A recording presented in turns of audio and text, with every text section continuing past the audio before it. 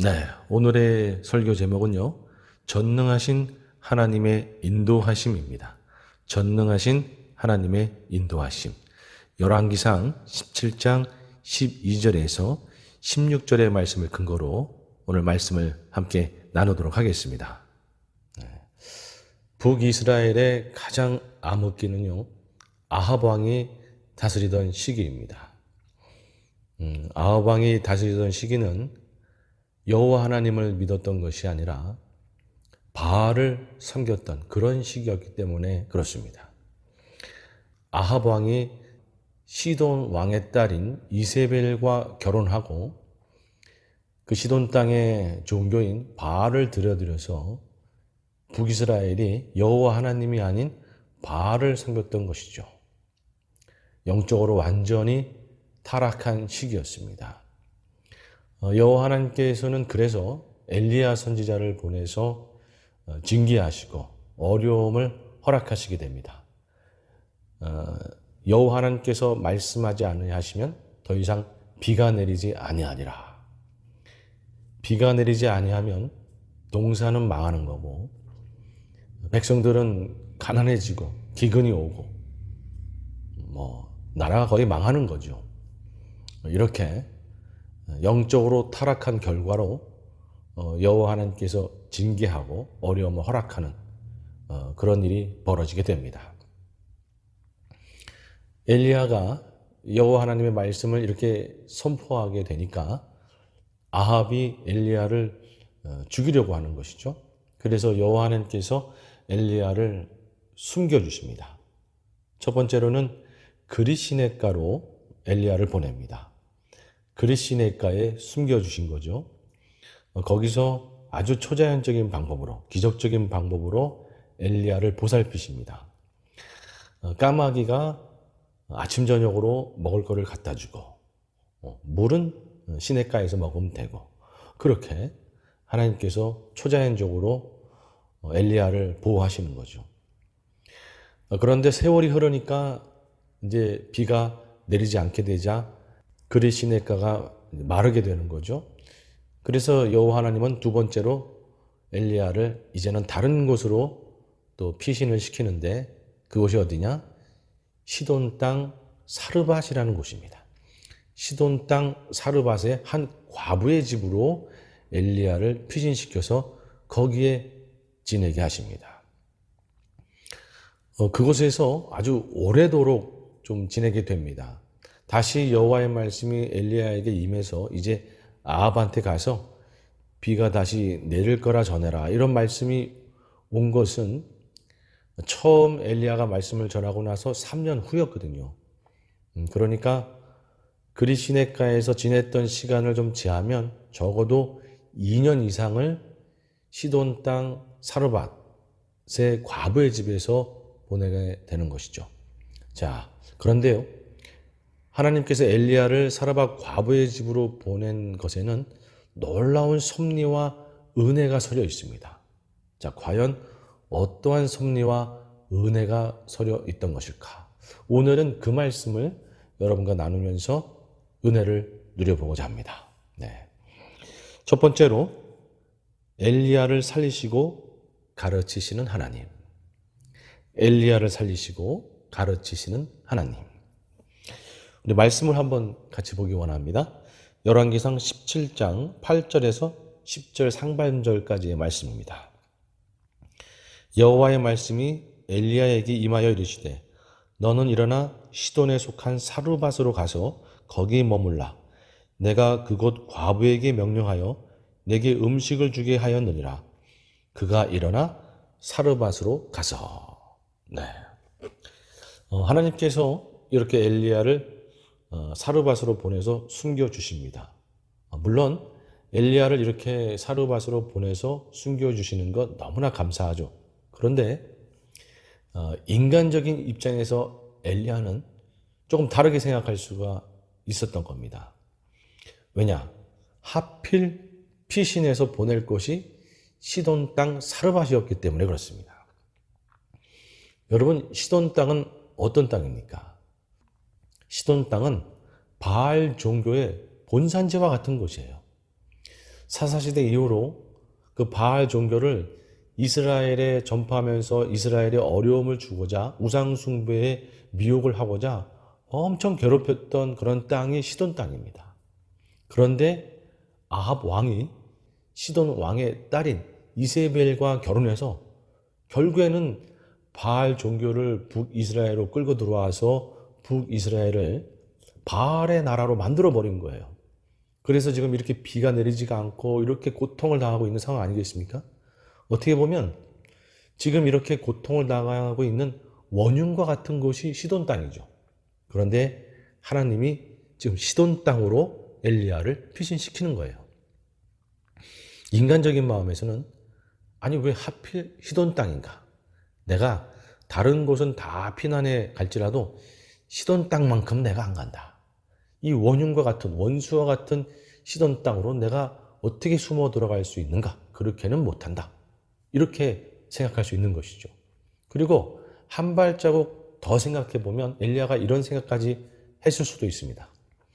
혹이라도 하나님이 나를 시돈 땅으로 보내서 거기서 회개를 선포하고 거기서 복음을 전하게 하고 만약에 그런 일을 나한테 시키신다 그러면 그래서 뭐 시돈 땅이 변화되고 뭐 이런 일이 벌어진다 그러면 나는 그건 눈 두고 못 본다. 난 결코 시돈 땅으로 갈 수가 없다. 이렇게까지 생각할 수가 있었던 것이죠. 그런데 엘리야는 그렇게 하지 아니하고 아무런 군소리 없이 일어나서 사르밧으로 가더라. 엘리야는 자신의 생각과 달랐지만 자신의 생각을 내려놓고 하나님의 말씀에 순종했던 인물이었습니다. 이쯤 하니까 생각나는 인물이 있죠. 네, 요나 선지자. 요나 선지자는 하나님께서 아스루 니느웨로 가라. 거기서 심판을 선포하고 회개하게 하라. 라고 명령하자 아니 아수르가 도대체 어떤 나라인가? 북이스라엘을 공격해서 결국 망하게 만든 그런 나라인데 그 원수 같은 나라에 들어가서 회개를 하게 만들라고? 내가 다른 나라는 가도 거긴 안 간다. 그리고 니느웨로 가지 않고 타치스로 가버리게 되지 않습니까? 요나 선지자는 하나님의 그 깊은 뜻까지는 발견하지 못한 것이죠. 그저 자기 생각대로 움직인 것이에요. 잃어버린 영혼을 찾아서 구원하시려고 하는 그 잃어버린 영혼들을 안타까워하는 하나님의 마음까지는 보지 못한 것이죠. 그런데 우리 엘리야 선지자님은 자기 생각과 달라도 하나님이 말씀하시니까 네 하고 사르밧으로 지금 가는 것 아니겠습니까? 여러분 이것을 통해서 엘리야 선지자는 한 단계 더 올라가는 것이 되는 겁니다. 그리고 더 주님을 닮아가는 것이 되는 것이고 이제는 내 생각에만 갇혀 사는 자가 아니라 내 생각을 뛰어넘는 하나님의 말씀에 순종할 줄 아는 그런 믿음의 사람으로 발돋움하게 되는 것이죠. 그리고 그렇게 함으로 인해서 내 생각을 뛰어넘는 은혜와 축복을 또한 누리게 되는 것이고요. 여러분 이렇게 함으로 인해서 아합 왕이 2년이 넘는 세월 동안 엘리야를 도저히 찾지 못하는 거예요. 왜냐하면 설마 엘리야가 시돈 한복판으로 숨어 들어갔을까 이런 생각까지는 못하는 거죠. 이게 여호와의 지혜인 것이죠. 그런 축복을 엘리야가 누리게 된 것입니다. 여러분 우리가 그저 우리 생각대로 움직이는 것이 아니라 우리 생각과 다르다 할지라도 하나님이 말씀하시면 예하고 순종하고 나아가는 자, 여러분 그런 자가 되어야 할 줄로 믿습니다. 네. 여러분 믿음이라는 것이 바로 그런 것이 아닌가 싶습니다. 믿음은 그저 내 생각대로 움직이는 것이 아니고 그건 내 생각대로 내 삶을 사는 것이죠. 믿음은 내 생각과 달라도 주님이 말씀하시면 네 하고 순종하고 가는 것. 그렇게 주님을 따라가는 것. 여러분 그것이 믿음의 사람의 진정한 모습이 아닌가 그렇게 생각을 해봅니다. 오늘 말씀을 한번 같이 보기 원하는데요. 로마서 5장 19절 말씀입니다. 한 사람이 순종하지 아니함으로 많은 사람이 죄인 된 것 같이 한 사람이 순종하심으로 많은 사람이 의인이 되리라. 아멘. 여러분, 아담으로 인해서 우리 안에는 불순종이 들어왔어요. 그래서 모든 인간에게는 불순종이 서려 있습니다. 그럼 어떠한 인간도 하나님 앞에 순종하면서 나아갈 수가 없는 것이죠. 그저 자기 생각대로 사는 것입니다. 그런데 예수님께서 죽기까지 순종하심으로, 십자가에 달리심으로 우리가 순종을 보게 된 것이죠. 여러분, 그래서 우리가 예수님을 본받아서 내 생각과 달라도 주님의 말씀에 순종하며 나아가면 우리가 주님을 닮아가게 되는 것이고 주님을 따르게 되는 것이고 진정한 순종의 사람, 믿음의 사람이 되는 것입니다. 여러분, 그럴 때 우리 신앙은 한 단계 올라가는 것이고 진정한 축복을 누리며 살게 되는 줄로 믿습니다. 아멘. 내 생각과 달라도 주님의 말씀에 순종하며 삶으로 우리 신앙이 업그레이드 되고 또 주님의 우리의 생각을 뛰어넘는 놀라운 축복을 경험하는 우리 성도님들 다 되시기를 주님의 이름으로 축복합니다. 아멘. 자, 우리 두 번째는요. 잃어버린 영혼을 찾아 살리시는 하나님. 잃어버린 영혼을 찾아 살리시는 하나님입니다. 엘리야를 사르밧 과부한테 보낸 것은요, 그저 엘리야만 살리기 위한 것이 아니고 사르밧 과부도 살리기 위함입니다. 엘리야가 사르밧 과부한테 감으로 사르밧 과부도 살아나게 된 것이죠. 여러분, 이 당시 사르밧 과부의 상황을 한번 보시기 바랍니다. 도저히 가망성이 있는 그런 상황인가? 말씀드렸듯이 비가 내리지 않고 정말 어려운 시기, 먹을 것도 구하기 힘들어서 지금 죽을 생각까지 하고 있지 않습니까? 그렇게 힘든 상황인데 또 과부예요. 그래서 혼자 힘으로 더 먹을 것을 구하기 힘든 상황입니다. 그런데 중요한 건 어린 아들을 둔 과부라는 사실이에요. 사실 이스라엘을 비롯해서 중근동에는 그런 풍습이 있습니다. 그러니까 형의 아내, 형수가 만약 형이 죽으면 동생이 형수를 아내로 맞이해서 살게 해주는 그런 풍습이 있는 거죠. 그런데 딱 한 케이스의 과부는 동생이 아내로 맞이하지 않습니다. 누구냐? 어린 아들이 있는 과부는 맞이하지 않아요. 아예 자식이 없던가 딸이 있으면 상관없습니다. 또는 아예 아들이 크면 그 아들이 엄마를 보살피겠죠. 어린 아들이 있으면 이게 나중에 또 복잡해질 수도 있고 또 어떻게 되는 또 이상한 그런 관계가 벌어질 수도 있고 해서 받아들이지 않는 거예요. 그래서 정말 가장 비참한 상황에 놓여 있는 자들이 어린 아들을 둔 과부였던 것이에요. 도저히 어떻게 살아갈 방법이 없는 상태의 그런 사람. 그리고 이 여인은 말씀드렸듯이 시돈 땅에 살고 있는 이방 여인이요. 하나님으로부터 구원을 받아야 될 이유가 전혀 없는 여인인 것이죠. 그리고 이 여인은 그렇다고 해서 믿음이 있었느냐? 전혀 믿음이 없었어요.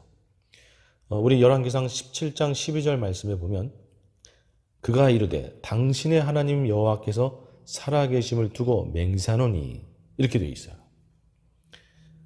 즉 이 사르밧 과부는 자신이 이야기하면서 나의 하나님이라고 얘기하지 아니하고 당신의 하나님 이렇게 이야기하고 있어요. 만약에 하나님을 믿었다 그러면 나의 하나님이라고 고백했겠죠. 그러나 하나님을 믿지 않고 있었기 때문에 당신의 하나님, 나와 상관없는 당신의 하나님 이렇게 이야기하고 있는 겁니다. 즉 사르밧 과부는요 믿음이 없었어요. 여러분, 이렇게 육신적으로도 가장 어려움에 처해 있고 영적으로도 전혀 하나님을 믿지 않고 거리가 먼 여인. 여러분, 이런 여인이 만약 구원을 받는다 그러면, 이런 여인이 만약 하나님의 은혜를 입는다 그러면 그거는 기적이겠죠. 사르밧 그 과부, 그 여인 본인조차도, 그 주변에 있는 사람들조차도 도저히 생각할 수 없는 그런 기적과 은혜겠죠. 그런데 우리 하나님께서는 그런 여인을 찾아가십니다. 아무도 찾지 않고 아무도 관심 두지 않는, 도저히 자기를 믿지 않는 그런 여인을 우리 하나님은 찾아가시는 거예요. 죄인된 그런 여인을 찾아가시는 거예요. 그래서 그 여인을 구원하시고 그 여인을 보살피시고 돕는 것이죠. 여러분, 우리 하나님은 바로 이러한 사랑의 하나님이십니다. 우리 누가복음 19장 10절 말씀을 한번 보기 원하는데요. 인자가 온 것은 잃어버린 자를 찾아 구원하려 함이니라. 아멘. 우리 하나님은요, 잃어버린 영혼들을 찾아서 오늘도 그 영혼을 찾아서 발길을 떠나시는, 오늘도 한 영혼을 구원하시기 위해서 이리저리 헤매시는 그런 사랑의 하나님이시다라는 것이죠. 무슨 사랑인지 무슨 은혜인지 전혀 하나님을 믿지 않는데도, 정말 죄인이고 보잘것없는 존재인데도 우리 하나님은 사랑으로 잃어버린 영혼을 찾아서 구원하시는 그런 분이시다라는 것이죠.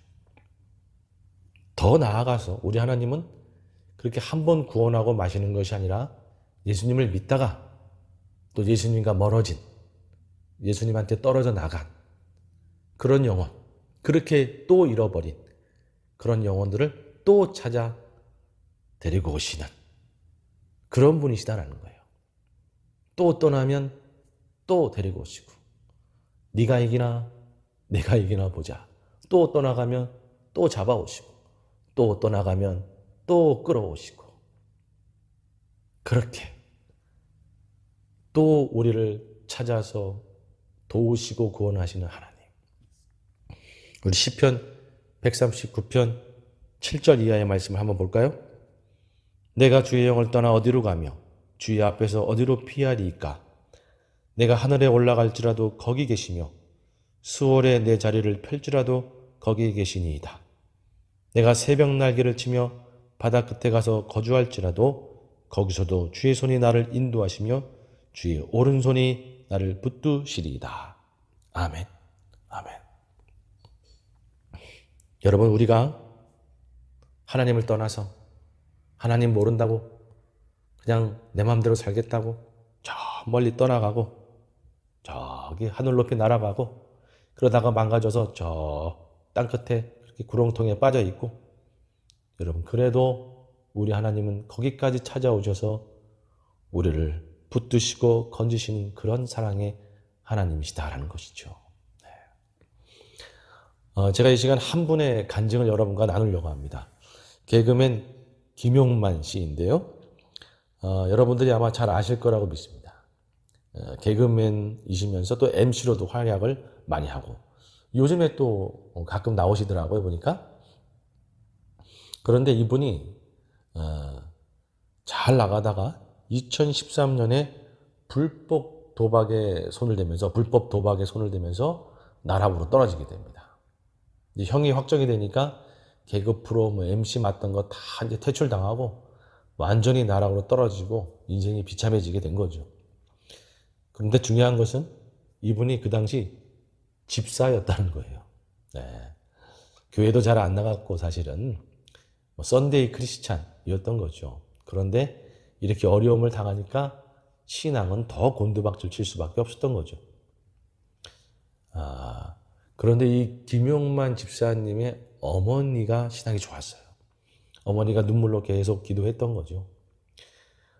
그러다가 어느 날 그 개그맨 동료 중에 신앙이 좋으신 분들이 이 김용만 씨에게 찾아와서 우리 IT 선교를 가는데 한번 이번에 같이 가자 이렇게 종용을 하시고 끌고 간 거예요.